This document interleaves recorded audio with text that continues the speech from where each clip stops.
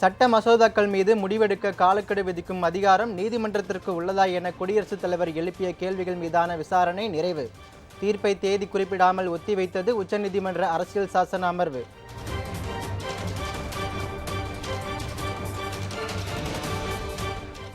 நேபாள இடைக்கால பிரதமராக உச்சநீதிமன்ற முன்னாள் தலைமை நீதிபதி சுசிலா காரிகை நியமிப்பதில் இழுபறி. வன்முறைகள் ஓய்ந்தாலும் நீடிக்கிறது பதற்றம்.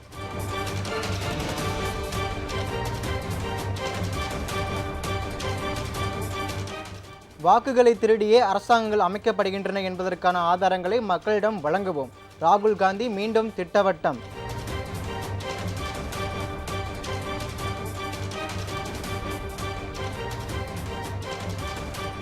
ஐஐடி சென்னை மற்றும் மொரிஷியஸ் பல்கலைக்கழகங்கள் இடையே புரிந்துணர்வு ஒப்பந்தம்.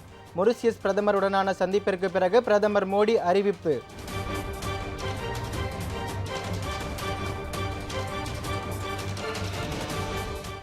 மேகவெடிப்பு காரணமாக புதுச்சேரியில் கொட்டிய கனமழை.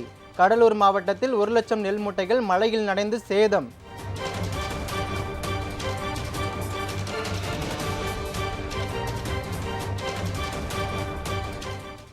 இந்தியா பாகிஸ்தான் இடையிலான ஆசிய கோப்பை கிரிக்கெட் போட்டிக்கு தடையில்லை. உச்சநீதிமன்றம் அறிவிப்பு.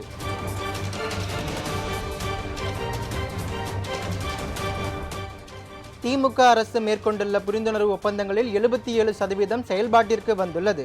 முதலமைச்சர் மு.க. ஸ்டாலின் பெருமிதம்.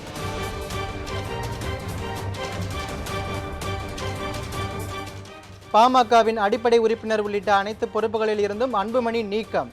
கட்சியின் நிறுவனர் ராமதாஸ் அதிரடி நடவடிக்கை.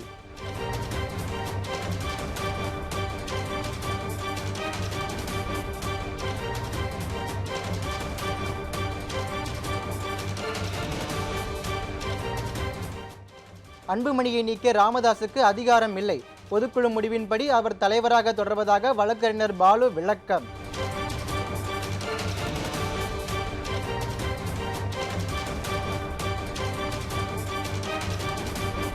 துரோக சிந்தனை உள்ள எடப்பாடி பழனிசாமி தலைமை பொறுப்பில் இருக்கும் வரை அதிமுக ஆட்சிக்கு வராது.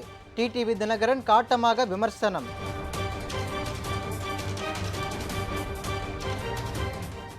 ஊதிய உயர்வு கோரி சிறப்பு ஆசிரியர்கள் சென்னையில் 2வது நாளாக போராட்டம். கைது செய்யும் போது ஆசிரியை மயங்கி விழுந்ததால் பரபரப்பு.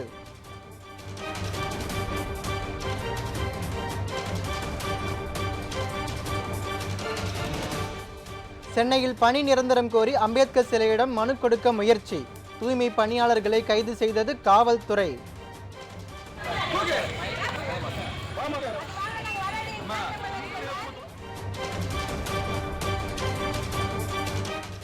சென்னையில் காவல் நிலையத்தில் ரகளையில் ஈடுபட்ட இளைஞர்களுக்கு கையில் எலும்பு முறிவு. தப்பிச்சு செல்லும் போது தவறி விழுந்ததாக தகவல்.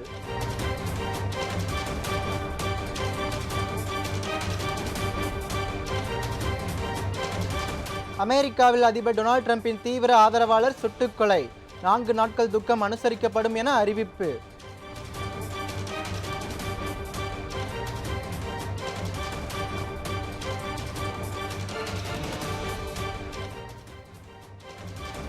ஹாங்காங் ஓபன் பேட்மிண்டன் போட்டி முதல் சுற்றிலேயே இந்தியாவின் பி.வி. சிந்து அதிர்ச்சி தோல்வி.